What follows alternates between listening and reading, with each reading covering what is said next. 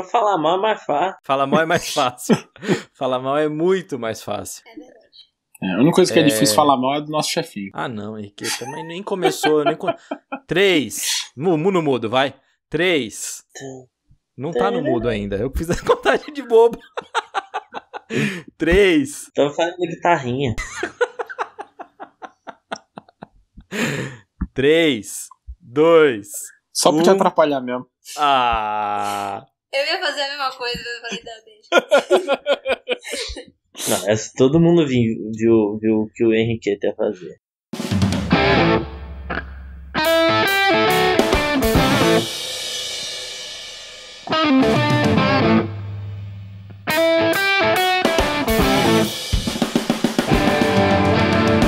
Fala, seus mal diagramado, tudo quarentenado com vocês?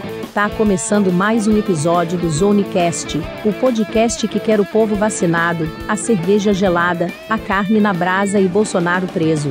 Então, chega mais Clê, traz as carnes Henriqueta, compra o carvão Teteu e traz outro engradado sem glúten Anete.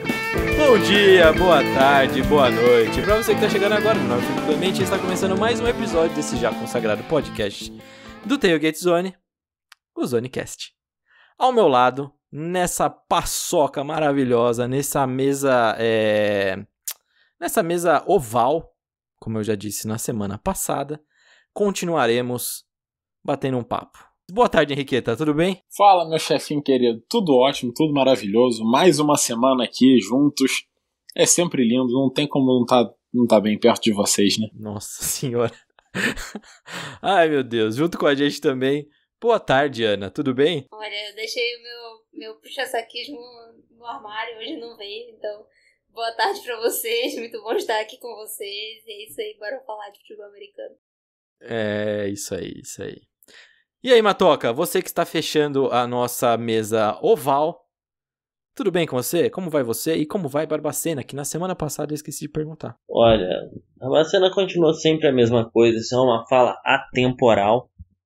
E é isso aí, vamos que vamos. Muito, muito feliz de estar aqui novamente. É isso aí, muito bom. Bom, acho que a gente pode começar já então, né? Posso partir já pra nossa lista aqui pra falar mal? Claro que não, chefinho, mas 2 vezes seguidas é difícil, hein? Ah, caraca, depois a culpa é minha. Chefinho, antes da gente começar um episódio, a gente tem que sempre lembrar as pessoas de nos seguir nas redes sociais, entendeu? É Tailgate Zone no Facebook e no Instagram e Tailgate Zone _BR no Twitter. E também tem nossas lives no YouTube, as lives de NHL, MLB na segunda-feira, de NBA e NFL na quarta, nesse novo formato, esse Tailgate Zone, esse Zonecast renovados, de cara nova, com as pessoas de sempre que você ama. Nossa, tá melhorando o jabá, tá vendo? Semana passada foi mais ou menos, não lembrava o que falar, agora pelo menos acertou tudo aí, ó. Com o tempo a gente aprende, né? Com o tempo a gente aprende. Exato, agora eu peço pra Paulinho então chamar a vinheta e vamos começar a paçoca, vai.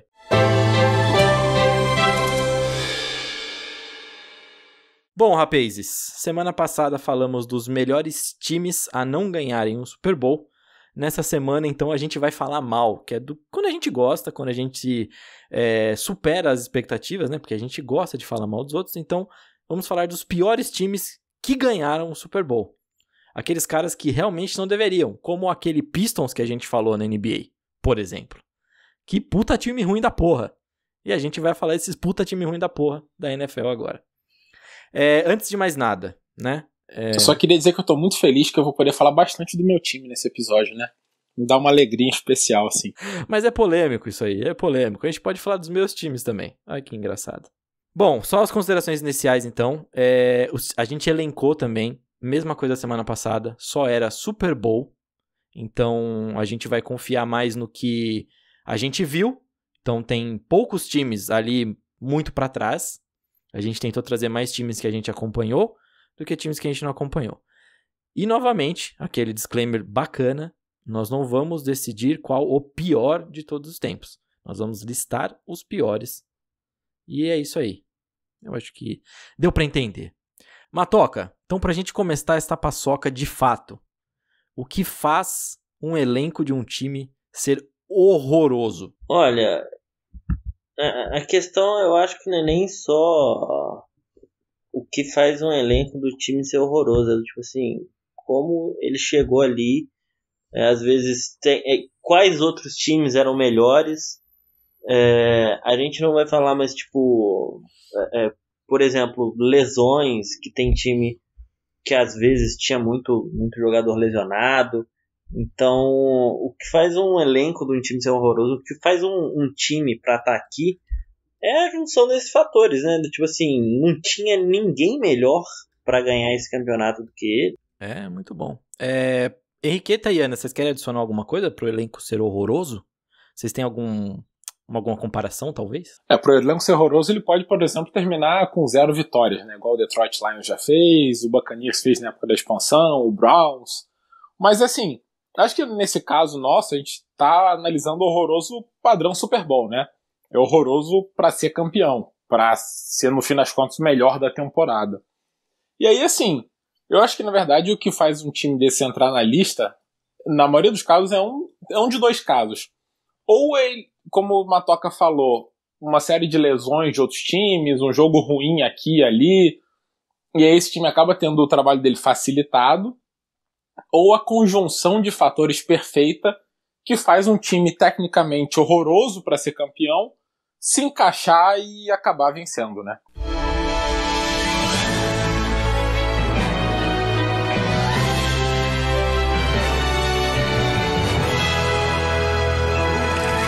Vou começar. Não vamos fazer que nem a gente fez um outro, de passar década a década. Mas pelo menos os times ficaram meio que divididos em décadas, tá bom? Só pra dar uma ajudada. Então, no comecinho aqui, nós temos 2 times que... A gente comentou deles na semana passada, só que a gente comentou como eles sendo os piores. A gente já meio que adiantou. Que é os Jets de 68, certo, Ana? E os Colts de 70. Certo. Esse Jets de 68... é mais aquela questão de ser um time vindo da AFL, que era considerada uma liga que era inferior à NFL, vamos dizer assim, que era uma liga que estava acontecendo uma fusão ali, né, para elas entrar na NFL, aqueles times que... Ela foi montada por pessoas que queriam ter times na NFL e não conseguiam, né, então... E aí a gente teve os Jets que acabaram... Acho que ele entra mais aqui por uma questão de ser uma super zebra, né? Você ter um time que ninguém imaginava que poderia ter vencido e acabou ganhando. Era um time que tinha o Joe Namath, né? O Broadway Joe. E ele era um time ok, mas não era um super time ali para poder ganhar daquele Colts. E acabou ganhando, acabou levando, acabou interrompendo ali um domínio dos Colts naquela época. E quanto aos Colts de 70, é mais aquela questão do time que, tipo, será que esse era o melhor mesmo, né? E ele teve o recorde dele foi 11-2-1, né? E eles participaram, na verdade, a grande questão é que esse Super Bowl da temporada de 70, ele foi o Super Bowl 5, né? Ele é um dos piores Super Bowls da história, assim, teve 11 turnovers e esses Colts, eles tiveram 7 dos 11 turnovers e acabaram ganhando o jogo. Então, foi um joguinho bem feio e acabou que os Colts acabaram vencendo. Mas é aquilo, né? Será que não tinha ninguém melhor pra levar esse título? Acho que é por aí. Esse Super Bowl 3 do New York Jets, inclusive, é a maior zebra, né? O maior azarão da história do Super Bowl. Porque na casa de apostas estava menos 18 pro Baltimore Colts e acabou levando o New York Jets. E esse, tipo assim, baseado em casas de apostas, é o maior azarão da história do Super Bowl. Imagina se ser um torcedor clubista do Jets e apostar uma grana, hein? Porra, sensacional. E foi a última vez que você teve chance de fazer isso, né? É muito bem lembrado, porque esse foi a única aparição dos Jets no Super Bowl. Nossa, que coisa doida. Assim, mas quando a gente vê a história do Jets, né, dá pra imaginar. Mas o de 70, o Colts de 70 é mais engraçado ainda, né, Henriqueta? Porque parece que é um karma meio que da organização dos Colts. Porque você tinha um elenco bom em 68 e você perde. Aí com o elenco bosta em 70 você ganha. Em 2006, com um elenco mediano, você ganha o Super Bowl. Em 2009, com um elenco muito bom, você perde o Super Bowl. Olha que beleza. É karma. Exatamente, é isso. Os melhores times do Colts não venceram, e os que venceram, não sei se não mereciam, mas com certeza não eram bons, né? Esse time de 70, inclusive, o Johnny Unitas já tinha 37 anos, e ele teve 14 touchdowns e 18 interceptações durante a temporada. E o Earl Morrall, que entrou aí em alguns jogos até, nesse ano o Johnny Unitas jogou a maior parte dos jogos, mas o Earl Morrall chegou a jogar também, tinha 36. Então, assim, era uma dupla de vovôs passando a bola, né? E mesmo assim o time foi campeão. Umas outras coisas, assim, bem esquisitas. O líder em corridas do time teve 426 jardas. E o líder em recepção aí teve 750, até um número razoável. Mas, assim, era um time que ainda corria pouco com a bola, corria mal com a bola. 3.3 jardas por corrida só. Tinha uma defesa boa. Mas, assim, é o que você falou. É um time que ganhou quando não devia ter ganho, né? Perdeu quando devia ter vencido. Essa loucura aí do Colts. Pois é. Mas também, na verdade, eu acho que perdeu na hora que tinha que ter perdido. Porque se não tivesse perdido pros Jets, não teria Super Bowl. Olha a importância dos Colts na história da NFL. Pronto. Então vamos dobrar essa importância, né? Perdeu quando devia ter perdido as duas vezes, porque deu a história maravilhosa do Saints sendo campeão em 2009. Olha aí que beleza, tá vendo? Pronto, agora minha dose clubista já foi, agora a gente segue com o Fez o bem pra NFL, né? Sacrificou pelo bem da liga. É uma coisa linda. Exatamente. Só trazer uma coisa aqui ainda dos Jets de 68. Pra você ter noção do tanto que esse time não era tão bom, eles perderam dos Broncos de 68. Sabe o que eram os Broncos de 68? Era uma merda. Sem tamanho. A Ana falando isso dos Broncos, a gente sabe que o time realmente era ruim. Verdade. Não, mas a Ana é consciente com os Broncos, é consciente.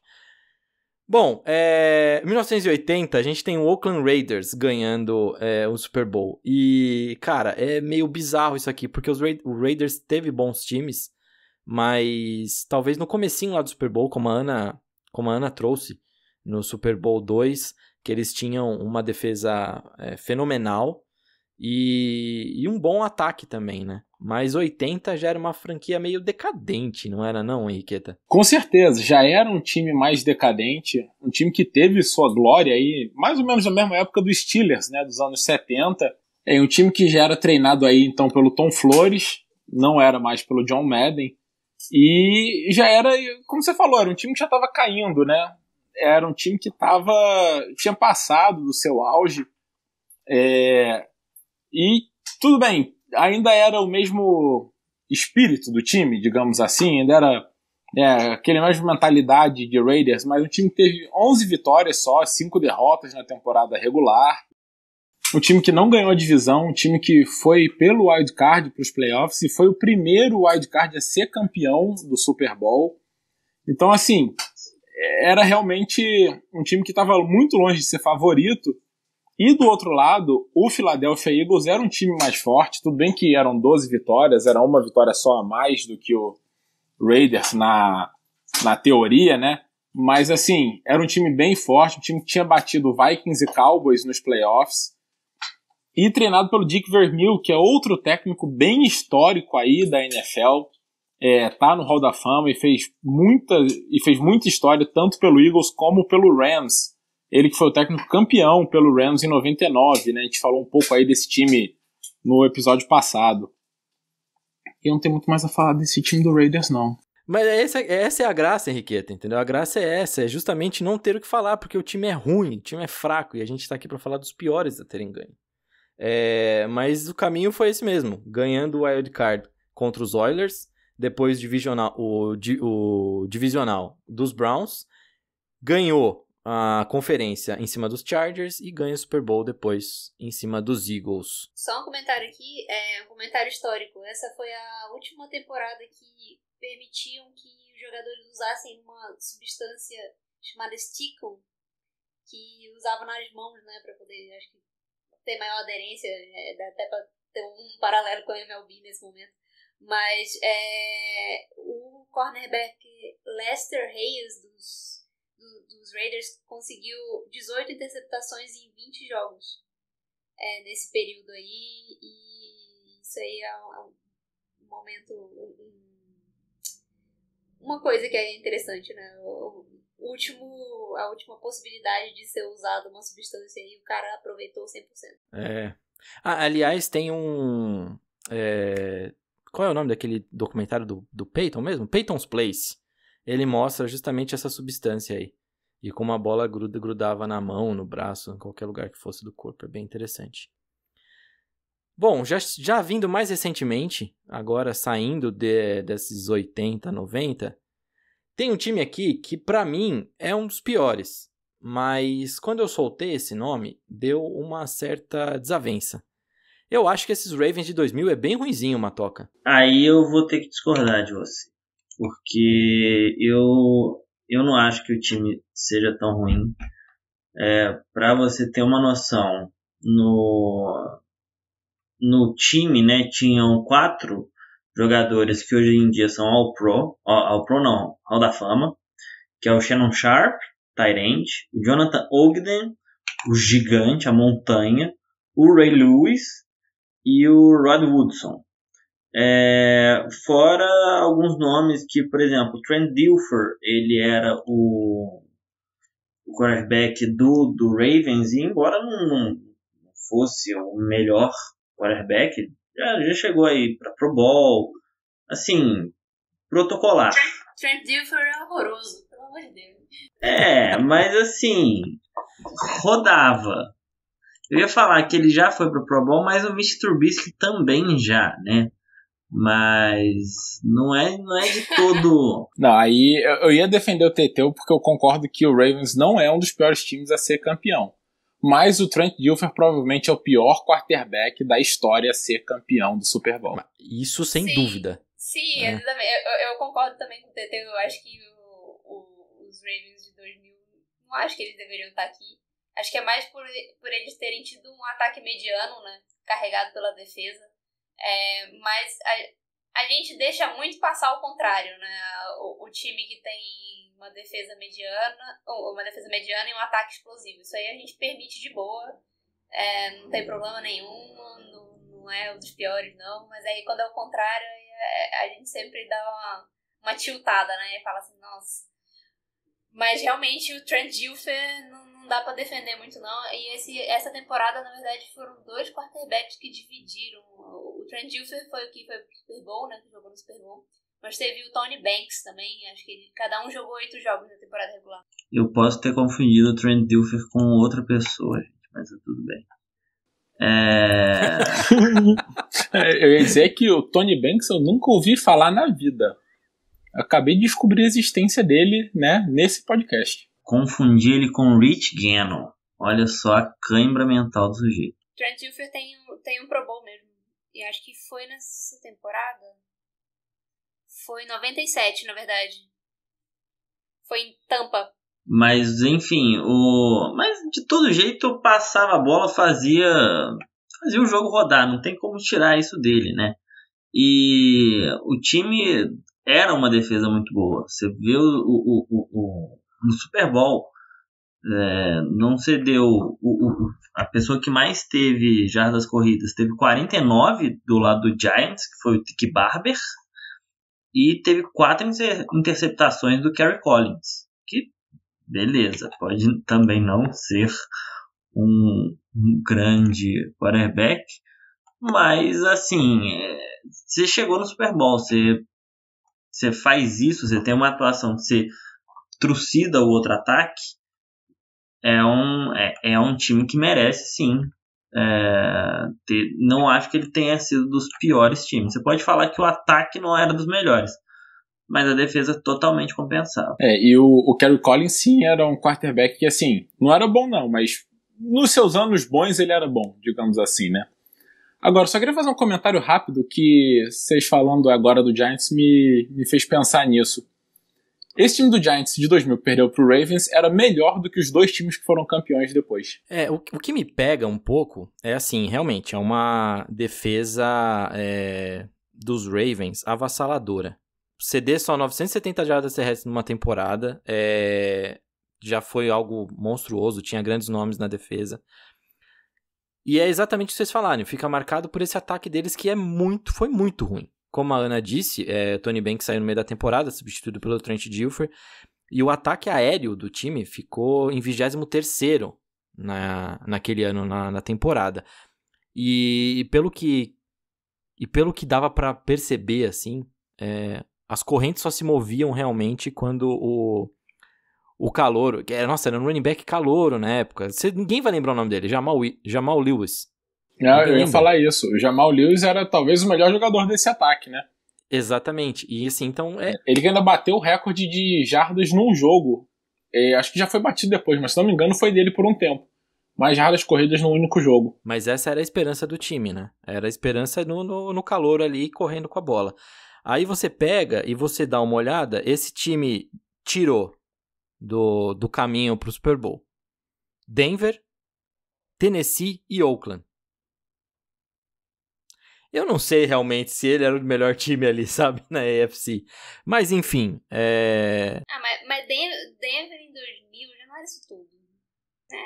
Eu não sei, eu acho que é um time que eu não consigo tirar o mérito deles. Eles tiveram uma boa temporada, 12-4.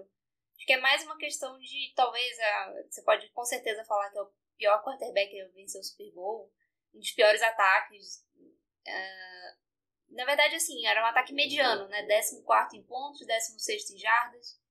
Era um ataque mediano e uma defesa totalmente elite. Então, eu acho que talvez uma menção honrosa, menção desonrosa, no caso, né? Caberia, mas tudo bem. E até o Super Bowl da defesa. Eu tava até olhando mais aqui o ataque, né? O ataque corrido era bem bom, com o Jamal Lewis e o Priest Holmes era o reserva.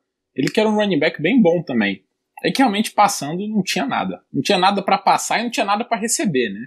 O Shannon Sharp, que era o tight end, um baita tight end, era o único recebedor do time, basicamente. Não tinha mais ninguém ali minimamente razoável. Mas é isso aí, como a gente já falou bastante, né? É o time que, carregado pela defesa, a gente não perdoa, carregado pelo ataque, a gente passa pano, né? É isso mesmo, a gente dá uma passada de pano mesmo, Riqueta, mas é aquele pano que a gente passa com gosto, entendeu? Aquele pano que a gente passa legal. Saindo desses Ravens, então, que só pra mim, então, é considerado um dos piores a ganhar, e eu fiquei chateado com isso, mas faz parte. Essa é a beleza da nossa discussão aqui, e acabou de passar uma moto. Mas tudo bem, a gente passa com a moto mesmo.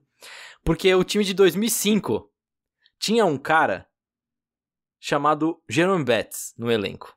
E eu considero um dos piores times a ganhar o Super Bowl também. Os Steelers de 2005. Esse time era bem estranho mesmo. Então, esses Steelers de 2005 realmente, aí eu vou concordar. O time que ele começou a temporada bem medianamente, até a semana 12 estava 7-5, e aí depois ganhou 8 jogos seguidos até o Super Bowl. E foi um time que realmente é aquela questão de você saber quando você vai engrenar, né? E é um time que engrenou na hora certa, mas não era um super time, né? Era um time que simplesmente engrenou e foi. Teve a questão lá da final de conferência contra os Colts, né? Que o kicker do time deu uma implodida, né? Viajou, fez um monte de merda. E até o Manny chamou ele de idiota. E é isso aí. O que me marca muito disso, que eu lembro desse time dos Steelers, quando eu paro assim pra pensar, é que teve muita história também de a gente achar que teve apito amigo, muita decisão incorreta das zebras, em diversos jogos, não um ou outro, mas muitos jogos, e que assim, era um time que dá pra falar que, tipo, não tinha um esquema definido, era baseado, tipo, vamos fazer trick plays toda hora. Pelo menos essa é a imagem que eu tenho. Eu não sei até quanto minha imagem, assim, minha memória tá boa nesse sentido, mas quando eu lembro desse Steelers 2005, eu lembro disso. Óbvio que vai ter o meu carinho de torcedor por conta daquele jogo contra os Colts, que pra mim foi absurdo, e o Big Ben dá o tackle no safety dos Colts, que tinha acabado de recuperar a bola num fumble do Jerome Betts. Mas eu acho esse time bem fraquinho mesmo, e ainda chegar no Super Bowl e ganhar... não dá, pra mim não dá. Então, eu vou discordar dessa vez aí. O motivo pelo qual eu concordaria é exatamente o tackle do Big Ben. É que eles deviam ter passado muito longe do Super Bowl, porque aquele jogo, por 5 segundos, estava nas mãos do Colts. Né? Era só retornar o fumble que estava com o caminho livre até o touchdown e ninguém ia chegar nem perto de alcançar o safety, que eu esqueci o nome. E aí o Big Ben, que muito longe de ser um cara rápido, né, se esticou e deu um tapinha no calcanhar que... se ele tentar fazer isso mais 100 vezes, ele não acerta nenhuma. Mas assim, esse time dos Steelers pra mim é um time que ele não era ruim, ele demorou a se encaixar. E por isso a gente tem na cabeça a imagem de que ele era ruim. Na verdade, ele era um time bem novo. Era o Big Ben com 23 anos, era o segundo ano do Big Ben no Steelers e na NFL. O Willie Parker, que era um ótimo running back, no seu segundo ano também. O Rhys Miller, o tight end, que por muito tempo foi um ótimo tight end da NFL, era calouro e teve uma boa temporada, 459 jardas, 6 touchdowns para um tight end calouro, é bem bom. Né? Tinha o Hines Ward, que era um recebedor confiável, talvez não fosse... não o que você imagina de um recebedor número 1 de um time, um explosivo para ser campeão, mas era um recebedor que sempre foi muito confiável. E mesmo na defesa, os grandes nomes eram novos. Troy Polamalu tinha 24 anos, Ike Taylor 25, Larry Foote 25. Então assim, os grandes nomes desse time que depois virou um baita time, eles estavam surgindo ainda. Tanto que, aliás, eu nem falei do Jerome Bettis, né, que na prática era o reserva do Willie Parker. E aí teve um ano ótimo, óbvio, não estou tirando nada do Jerome Bettis, mas o Willie Parker foi draftado para ser o titular ali. Então, você tinha, na verdade, 2 running backs muito bons. E se você ver o resto da defesa, né, eu falei aí dos novos, mas ainda tinha James Ferrier, Joey Porter, o Deshae Townsend, o outro cornerback. Eu acho que era um time bem bom. O negócio é que muitos dos grandes jogadores ainda estavam surgindo na NFL e por isso o time demorou a se encaixar. O safety dos Colts, que vamos fazer uma menção aqui pra ele, lógico, era o Nick Harper. Ele teve uma lesão no joelho e ele foi também esfaqueado pela esposa na perna. Eita. Vocês lembram dessa história? Nossa, então tranquilo. Tranquilo. Então assim, ele toma o tackle do Big Ben justamente na perna machucada. No joelho que estava machucado, né? Ele já tinha sido esfaqueado pela esposa antes disso? Sim. Não, então, a história é que poucos dias antes do jogo, ele teve uma briga doméstica e foi esfaqueado pela esposa. Meu Deus! Essa é a treta toda. Então ele vai jogar já todo ferrado. E aí aquele tackle é óbvio que ia funcionar. Porque o cara não tava saudável. Ele vai jogar do sacrifício, né? Mas é uma história muito louca. Depois eu vou pegar, eu ver se eu coloco aqui no link do podcast a história do Nick Harper, que é muito louca. Mas enfim, eu entendo o que o Henriqueta falou e vou levar isso muito mais em consideração agora. É um time que tá em formação ainda, né? Pra mim era. Pra mim é um time que... se a gente pega esse mesmo time 2 anos depois, ele já era muito melhor, né? É que, claro, a gente tá analisando aquele ano. Naquele ano, realmente, o time não era tudo isso ainda, mas do início pro fim do ano já teve uma melhora muito boa, porque as pessoas foram se encaixando ali. E tem o fator Jerome Bettis, aí a gente falou, né? O Jerome Bettis já tinha 33 anos. Ele, durante a temporada, teve 368 jardas só, 3,3 jardas por corrida, ou seja, já estava realmente no fim da carreira.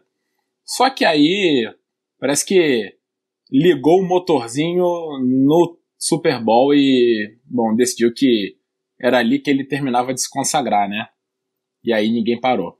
E acho que é o último campeonato dele, ele se aposenta depois, se eu não estou enganado. Ele aposentou depois. Foi o último ano mesmo. Esse time, ele é tão, assim, a construção de um time, porque o título de 2009 dos Steelers tem vários desses jogadores. Tem o próprio Hines Ward ainda, Hines Ward que é sul-coreano, o Heath Miller, o Willie Parker, o Big Ben.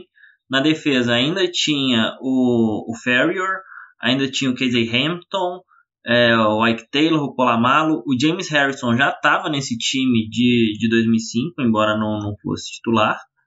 Então era um time que, assim, é o time que você fez para o futuro. E calhou dele ganhar um Super Bowl no presente. É muito doido, é muito doido. Se bem que se você pega o Super Bowl, eles ganharam do Seahawks, né? Que também era um time bem fraquinho a chegar no Super Bowl, né? Mas acho que o que fica... talvez eu tenha colocado mais por causa do meu clubismo mesmo. Acho que eu abusei da dose nesse podcast.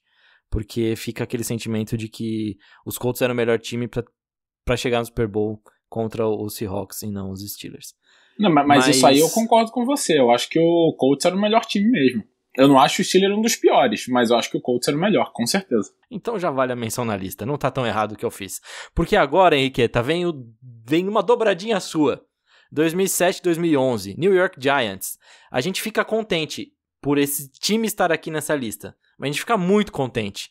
Eu acho que de todos os times que estão nessa lista é o que a gente fica mais contente. Não, eu ia falar que pra mim, com exceção de um, mas tudo bem. Eu fico muito honrado. E realmente, assim, eu falo até com orgulho, sabe? Que realmente os dois times do Giants eram bem ruins se você pensar num campeão. E quando eu citei lá no início do tudo se encaixar, pra mim é o que acontece nesse caso. Principalmente em 2007, o time que bateu o título invicto do Patriots, né? Era um time que ainda tinha o Eli Manning novo, o Eli Manning que era bem questionado. O Giants, inclusive, era crucificado por ter feito a troca aí, que mandou o Philip Rivers pro Chargers e pegou o Eli Manning. A gente até citou no último episódio do Sean Merriman também, né? O Sean Merriman foi uma escolha que o Chargers ganhou nessa troca do Eli Manning. Se você pega jogador a jogador, a troca é disparado melhor pro Chargers.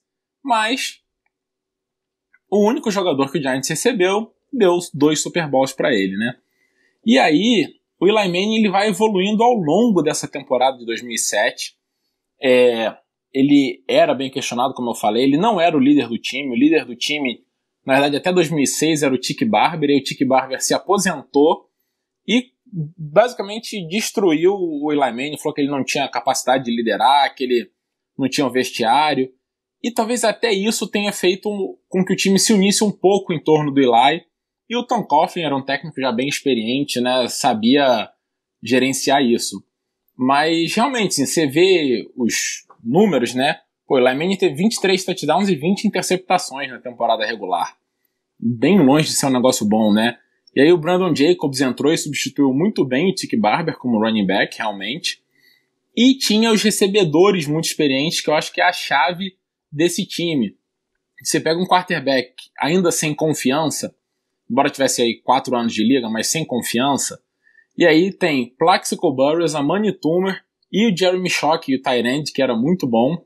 Então são 3 caras veteranos já para dar confiança mesmo. Para quase que dizer, joga para mim que eu pego.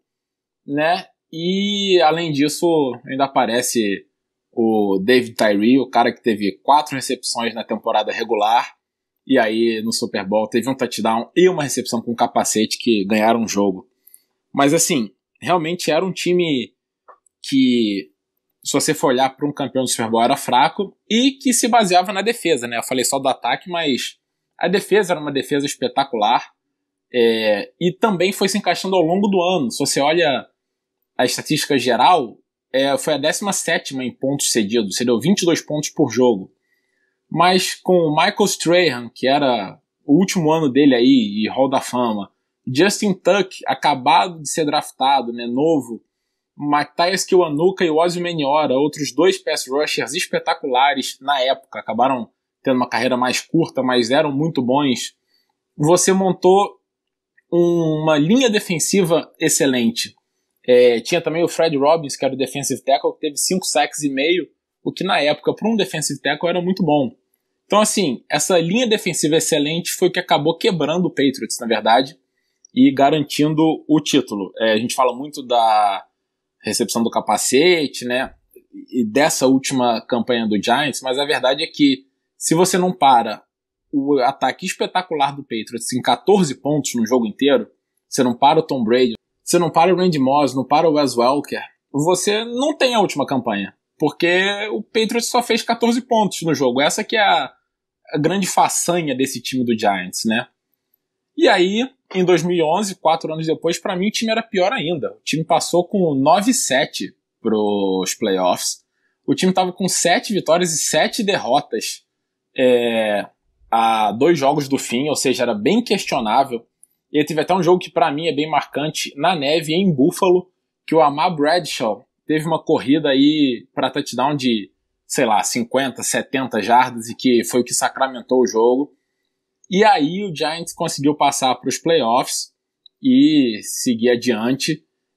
E quase que repetiu a mesma história, né? Bateu o Falcons, que era um time bom, mas dava para bater. E aí depois bateu o Green Bay Packers em Green Bay. Os dois títulos tiveram a vitória sobre o Green Bay lá. Aí depois 49ers na prorrogação, quando o retornador do 49ers ele cometeu fumble em 2 punts, né, ele errou na recepção, e aí por fim bateu o Patriots no Super Bowl, que já era um Patriots um pouco pior que o original. O Gronkowski estava lesionado, e para mim esse time do Giants ele é um pouco pior do que o primeiro. Os corredores eram piores, o Brandon Jacobs já estava velho, o Ahmad Bradshaw não é esse nível.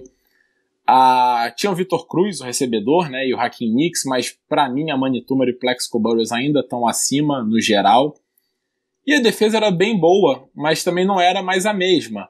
Só que, de novo, encaixou contra o Patriots. Tinha o Ozzy Menhora, tinha Justin Tuck, tinha Jason Pierre-Paul. E tinha o que eu falei, se você chega no Tom Brady, se você bate nele, ele se incomoda e tira ele de ritmo. Caramba. Depois de todo esse podcast do Giants Brasil, Matoca, foi mal, me empolguei. Você quer acrescentar alguma coisa? Acho que faltou falar mal desse time. Pois é, então, por isso que eu já queria que Matoca fala mal aí, pelo amor de Deus, porque rolou um podcast do Giants Brasil aqui. Não, assim, o que acontece, eu falar do título de 2011, é que o Giants, eles batem Green Bay em Green Bay, tipo assim, na melhor temporada da história do Aaron Rodgers, na época que ele virou o que ele virou, tipo, que ele deu o cartão de visitas dele. E era um time sensacional, que tinha acabado de ganhar o Super Bowl, mas que o Giants foi lá e ganhou de Green Bay em Green Bay. Méritos para eles, mas assim, era esperado que esse time de Green Bay fosse mais longe. E a título de curiosidade que a gente pegou, né? Às vezes a gente pega quantas pessoas tinham no Super Bowl, no Pro Bowl e por aí. No time de 2007, só o Uzi Omeniora estava no Pro Bowl. E no de 2011, se eu não me engano, o Jason Pierre-Paul, e eu não sei se o Eli estava, mas eu acho que era o Eli o outro. Então, assim, era muita pouca gente.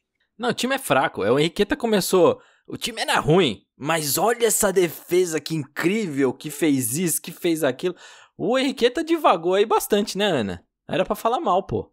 Pois o objetivo não era falar mal, era falar mal. Não, mas eu acho que o Matoca já trouxe uns pontos aí.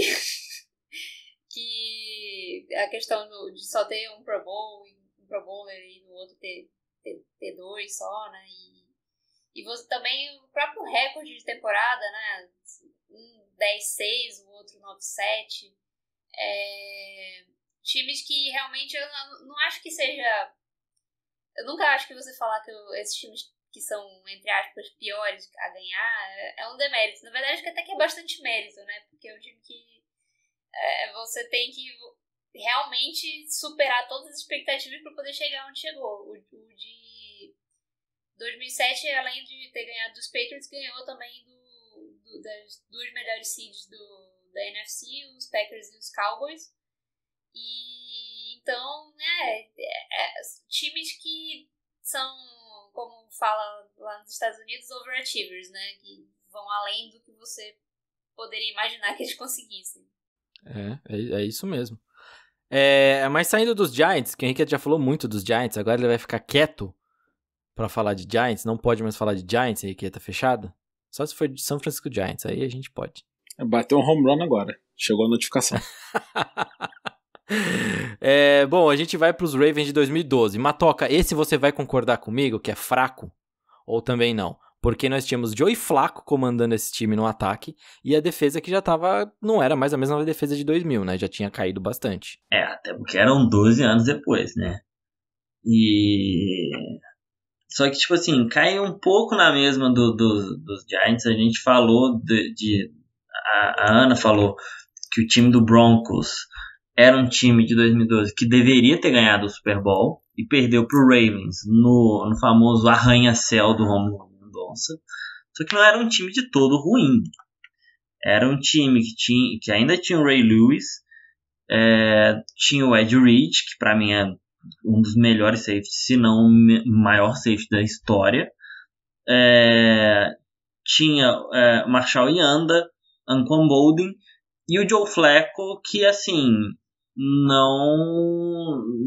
é um quarterback de elite, mas que jogou como elite naqueles playoffs e assim, não tem como dizer que não. Ele pode não ser consistente, mas naqueles playoffs ele fez o que ele tinha que fazer, tanto que foi MVP do Super Bowl. Tinha um time bom, tinha uma defesa boa que segurava a ponta, tinha um ataque que funcionou. Então foi isso, e enfrentou um San Francisco 49ers que era o San Francisco 49ers do Colin Kaepernick, que virou sensação naquele ano. Então não era um time consolidado, mas de fato poderia ter, tinha um time melhor? Tinha, só que acabou que o Baltimore ganhou desse time melhor. Com certeza é menos justificável do que a equipe de 2000. Para mim a equipe de 2000 era boa, mas esse daqui eles até que fizeram por onde para ganharem também. Teteu é torcedor de Baltimore. Tô achando também. Esse time eu acho que cabe estar aqui sim. Se você for olhar ele em questão de pontos, era 10º ataque, 12ª defesa. Em questão de jardas, 16º ataque, 17ª defesa. Então era um time que não era excelente em nada, mas era ok em tudo. Então é um time mediano que acabou chegando lá. Eu acho que é por aí. Não era um time horroroso, mas também não acho que era um super time, não, que fosse unanimidade, né? O que eu acho engraçado quando eu pego a tabela é que eu vejo que Baltimore tirou Indianápolis, Denver e New England. E ele não tirou New England em qualquer lugar, ele tirou New England lá no Covil. Então, assim... E jogando bem, né? Dominando. E jogando bem, com vários trick plays, né? Sim, mas aí é mérito do time, meter as trick plays nessa altura do exatamente. campeonato, né? É isso que eu acho legal, porque foi John Harbaugh usando o veneno de Bill Belichick contra ele. Eu achei maravilhoso isso. Esse jogo é realmente antológico. E na época tinha o Michael Oher do filme da Sandra Bullock. Então acho que tinha que... Pra ter uma continuação, né, do filme, tinha que ter tido esse título com ele. E quando a gente fala do outro lado, São Francisco acabou tirando Green Bay, numa baita temporada também de Aaron Rodgers, e depois tira Atlanta. Mas o que fica marcado ainda desse Super Bowl, pelo menos pra mim, é que parece que teve um assalto ali, não teve, não? Só eu acho que teve um assaltinho ali. Um assalto nas luzes? Você fala blackout? Não teve falta num lance final? Roubaram a fiação? Teve uma falta. Então. Teve uma faltinha aí que não deram, eu acho. Foi emoção até o fim. Esse jogo eu não vi porque eu tinha acabado de mudar pra BH, eu tava sem internet. Eu lembro que ficaram narrando o jogo pra mim. Só que não lembro de ter tido uma falta, nada muito gritante. Mas eu lembro do John Harbaugh fazendo as suas bizarrices no final, de tipo assim, cedendo um safety só pra matar o tempo. E o próprio apagão também facilitou muito facilitou não, né? Ajudou bastante o Ravens, né? Que tava... Na verdade, o Ravens estava na frente, eu acho, e os 49ers fizeram um comeback, né? Acho que foi isso. E Foi aí, isso. Os Ravens acabaram matando o jogo no final. Acho que foi um jogo super esquisito e foi divertido, né? Eu acho que não dá pra dizer que não foi um Super Bowl divertido. Sim, e não, isso com certeza. O time de especialistas de Ravens é bom, historicamente. Mas nesse ano ele estava muito bom porque, se eu não me engano, teve até retorno para touchdown do Jacob Jones. Foi isso, o retorno de 108 jardas. É isso aí. Então era um time que, tipo assim, tinha suas armas até quando você não esperava. Exatamente. E esse Super Bowl marca tanto... olha só esse Super Bowl. Que disputaram o Super Bowl... não é antigo, não é muito antigo esse Super Bowl, gente. É 2012. E nós já temos 3 caras que disputaram esse Super Bowl, que são Hall of Famers. Ray Lewis e Ed Reed pelos Ravens. E pouca coisa que a gente lembra aqui, Randy Moss estava no elenco dos 49ers. Rapaz. Alguém lembrava disso? Isso é uma curiosidade. Não. Eu lembro disso. Pior que eu lembro disso, do Randy Moss. Eu lembro dele nos 49ers, mas ele não jogou muita coisa também não. E falta citar o Hall of Famer, que outro Hall of Famer que vai estar ainda é Joe Flacco, né? Com certeza. Pelo amor de Deus, isso é papo para outro podcast. Socorro. Isso não, mas o Frank Gore vai estar. Sim, o Frank Gore vai acrescentar né? na lista. Tem alguns nomes, tem o Terrell Suggs que deve estar, o Marshall Yanda que deve estar, e por aí vai. Se eu não me engano, o Randy Moss ele não ganhou um Super Bowl. E eu acho que esse era o ano, tipo assim, o último ano que ele achou muito que ele ia ganhar, mas não conseguiu. Que desgraça, né? Que desgraça. O hino nacional foi cantado por Alicia Keys e o halftime show foi Beyoncé com Destiny's Child. Olha que beleza. Só pra lembrar, esse Super Bowl de 2012 foi bem legalzinho mesmo, realmente. A Ana tem razão, foi bem legal de ver. Mas beleza, agora a gente deixa o melhor pro final. Então, como eu vou deixar o melhor pro final, eu vou fazer uma pergunta pra vocês antes. A gente vai acertar o time que a gente vai falar e depois fica aquela cerejinha do bolo. Porque o João não tá aqui, ele prometeu que seria um debate muito legal sobre esse time, mas ele não está. Então, a gente deixa pro final mesmo. Qual é o pior time dos Patriots, galera? 2018 ou 2001? Olha, eu acho que até pelo que eu vi é o de 2018, porque o de 2018 eles chegam na final roubado, que é aquilo, a arbitragem foi ridícula na final de conferência contra Kansas City, e no jogo o Patriots, né, o Bill Belichick, engoliu o Sean McVay. Então, assim, se fosse às vezes o Sean Payton, passaria mais sufoco. Com o New Orleans Saints, que aí a gente vai até comentar, já vou até comentar de uma vez, que esse é um time que, tipo assim, foi uma final que qualquer time que ganhasse ia ser um dos piores times que já ganhou, porque os dois times que tinham que estar foram roubados na final, porque um juiz não viu uma falta clara no jogo do New Orleans Saints, e o outro achou que a mão no peito é roughing the passer do Tom Brady. Então, essas loucuras que acontecem na arbitragem da NFL.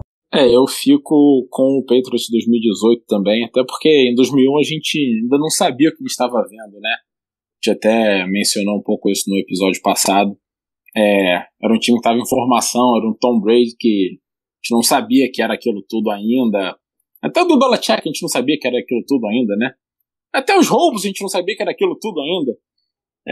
Mas então assim, eu fico de 2018, um time que, como o Matoca falou aí, mistura de sorte com apito amigo, né, e afins, era para ter perdido pro Chiefs na conferência, final de conferência, e ganhou um Super Bowl que o Rams não entrou em campo, né? Então, para mim, esse é o pior time do Patriots entre os campeões. Eu também fico com o de 2018, acho que esse jogo, inclusive, foi chatíssimo. Foi realmente aquilo de, tipo, era necessário estar em outros times em campo, porque eram dois times ali que chegaram É NFL, né? E NFL você tem... Um jogo pode mudar tudo e aconteceu de o caminho desses dois times levarem eles pro Super Bowl, seja por apito, seja por você conseguir ter um jogo dominante quando você não esperava. Então, acho que realmente é o que já falaram. Acho que qualquer um dos dois que ganhasse seria um dos piores e no caso aqui acabou sendo os Patriots. Esse Super Bowl, que vale lembrar que teve a ação de marketing aqui no Brasil de uma entregadora de delivery, que essa a gente não vai falar o nome mesmo não, vermelha, que foi sacanagem, porque eles iam dar o desconto, todo mundo esperando 87% de desconto com o Gronkowski, que ficou o primeiro tempo inteiro sem um touchdown. Isso foi judiação. Mas foi judiação do time, né? Pelo amor de Deus, que joguinho bosta. Eu não sei. Eu particularmente estava no meio do mato, nem senti esse problema. Eu assisti lá no sítio lá no Pará. Eu não sei, eu ainda fico com 2001, eu acho. Mas é complicado, né? Porque também fica aquele negócio do histórico, né? Tipo, na minha cabeça, aquele jogo era o segundo anel de Kurt Warner, então eu fico muito revoltado com aquela vitória dos Patriots. Mas, enfim. Bom, o melhor fica pro final, a cerejinha do bolo. E aí é um time que eu, particularmente, tenho até corta meu coração colocá-los aqui. Eu vou ser bem sincero. Mas eu concordaria. Denver Broncos 2015, última temporada de Peyton Manning. Uma temporada que ele jogou muito pouco. Quer dizer, muito pouco não. Metade da temporada, muita lesão. Ele já falava que não sentia mais o pé, que não sentia mais as mãos. E um time que foi até o final carregado pela defesa, e mais carregado muito pela defesa, e mesmo assim consegue um 12-4. E acho que só consegue um 12-4 porque a divisão também era muito ruim. Então, assim, a Ana já tá puta e eu vou deixar ela falar. Eu tô mesmo. É o mesmo caso que os Ravens de 2000. Não devia estar aqui. De jeito nenhum. O que acontece? Os Broncos de 2015 é um time que tanto não devia estar aqui que no ano seguinte foi 9-7 com Trevor Siemian, sabe? Depois de perder algumas peças da defesa ainda, perdeu peças. E mesmo assim foi 9-7 com Trevor Siemian na temporada seguinte. Acho que é aquele caso de você ter uma das melhores defesas da história, o mesmo caso dos Ravens de 2000, e você não aceitar que o ataque pode ser um pouquinho carregado pela defesa. A defesa não era boa mesmo. Desculpa, o ataque não era bom mesmo. Era um ataque que o Peyton Manning já estava em declínio. Mas teve seus momentos, teve suas grandes vitórias, né? Teve até aquele jogo contra New England com o Brock Osweiler no comando do ataque. Tinha uma questão de que a defesa realmente carregou esse time até o Super Bowl, mas o Peyton Manning teve seus momentos nos playoffs, teve um excelente jogo contra New England também, na final de conferência, e o time foi a primeira seed da AFC, a melhor defesa, o ataque mais ou menos, e se a gente for considerar que todo o time que tiver a melhor defesa e um ataque mais ou menos não merece, então tudo bem, mas eu discordo. É uma grande defesa montada por Wade Phillips. Brock Osweiler jogou, corrigindo só que eu falei, mais a segunda parte inteira da temporada, né, Ana? E, inclusive, um jogo contra os Patriots que foi maravilhoso, que o Brock Osweiler ganhou. E eu nem acredito nisso até hoje. Pra mim, parece sonho. Foi a grande corrida ali no final do CJ Anderson na prorrogação pra ganhar o jogo. Na neve, né? Foi um jogo bem, bem bonito mesmo. Eu sempre reassisto esse jogo, é muito bom. E o segundo jogo também foi exatamente aquilo que o Henriqueta falou sobre colocar a mão no Tom Brady. Foi exatamente o que foi feito nesse jogo. Ele apanhou bastante nesse jogo. Eu não vou lembrar agora quantos sacks foram, mas foram vários. Acho que não vou lembrar se foram 5 ou 7, algo do tipo. 4, cheguei aqui, foram 4. Mas devem ter batido bem mais nele, né? Foram 4 sacks, mas teve bastante QB hit. E assim, não dá pra dizer que o ataque era bom, mas ao mesmo tempo você pode falar que você tinha uma dupla de recebedores excelente no Demaryius Thomas e no Emmanuel Sanders.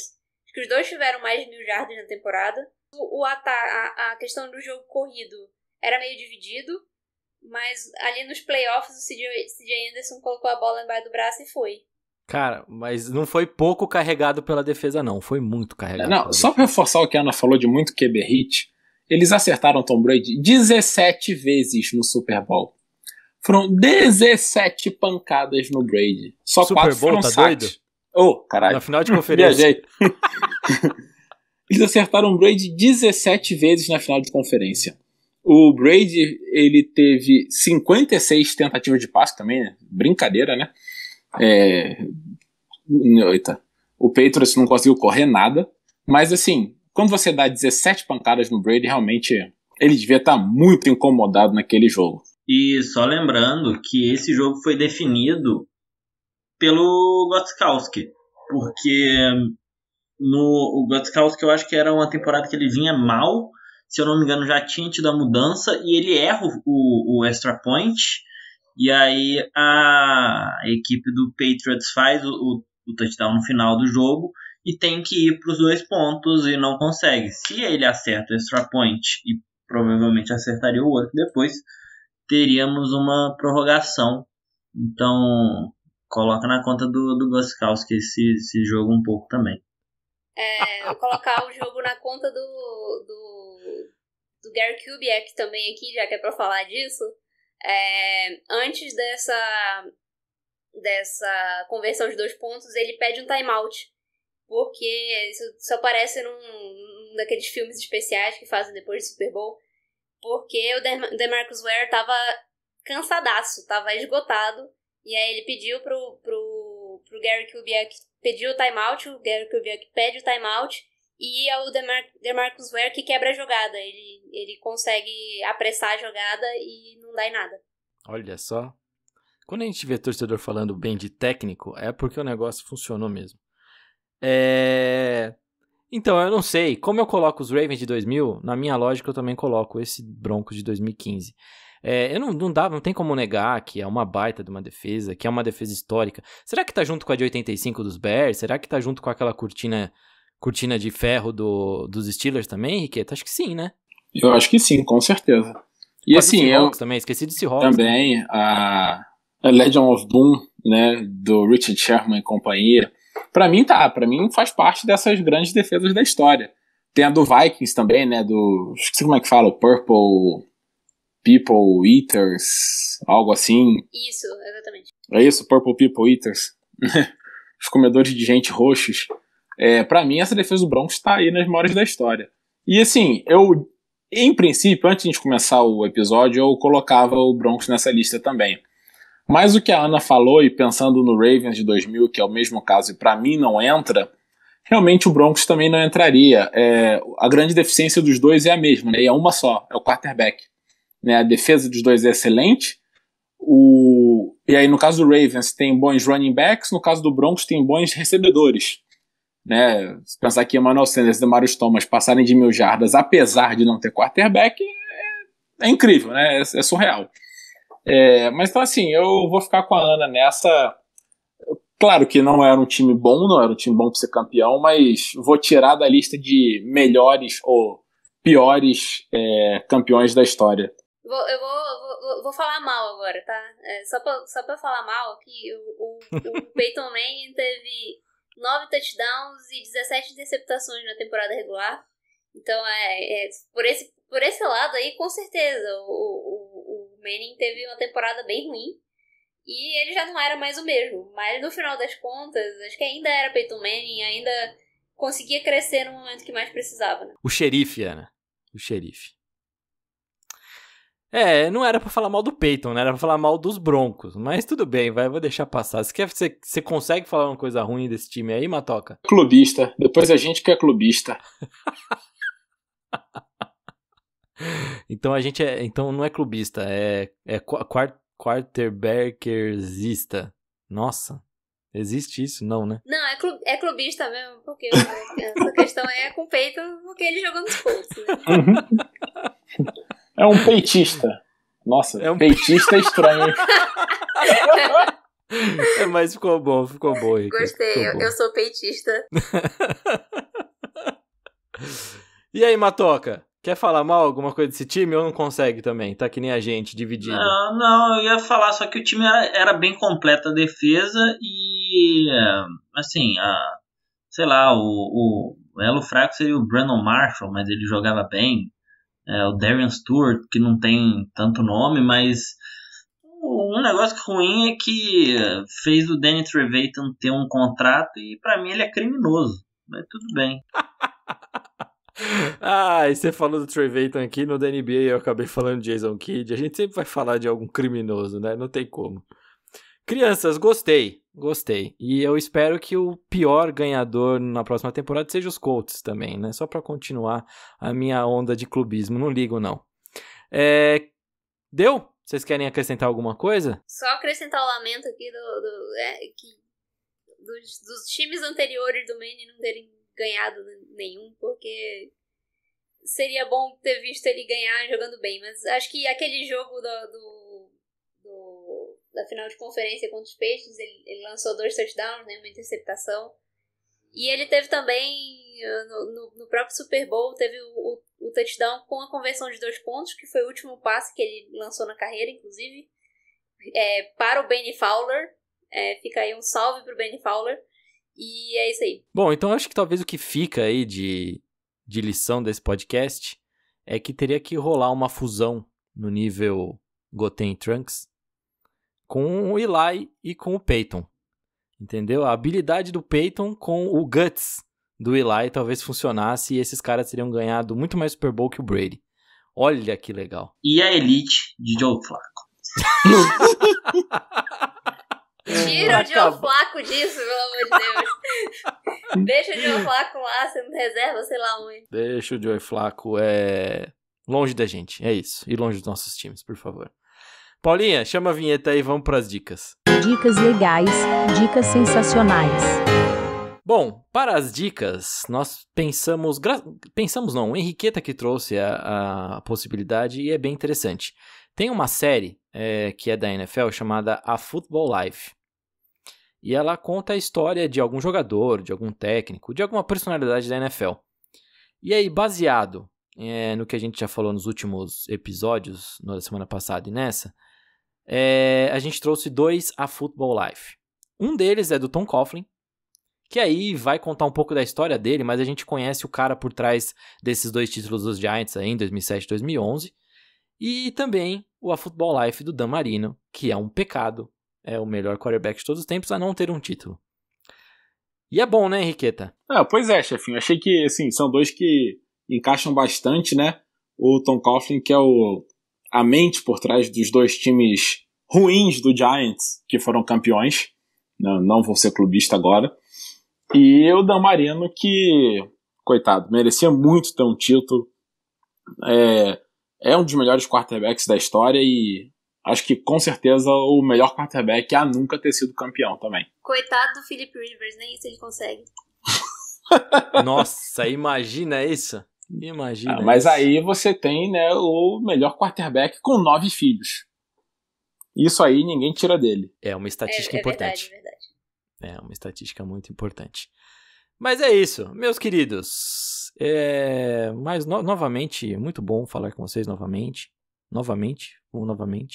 Eu tô confuso ainda, eu tô pegando no tranco nessa volta do podcast. A galera tá reparando aí que eu tô pegando no tranco ainda. Mas é isso, foi muito bom estar com vocês, foi muito bom conversar com vocês e aquele efusivo abraço. Aquele abraço pra todo mundo. Lembrando que o Joe Flacco tem 5 filhos a menos do que o Philip Rivers, mas tem um Super Bowl a mais. E é isso, bebam água, fiquem bem, se cuidem, saiam de máscara, se puder fiquem em casa e se vacinem. Abraço. Um abraço a todo mundo, muito bom estar aqui de volta e já pela segundo seguido, né, de volta.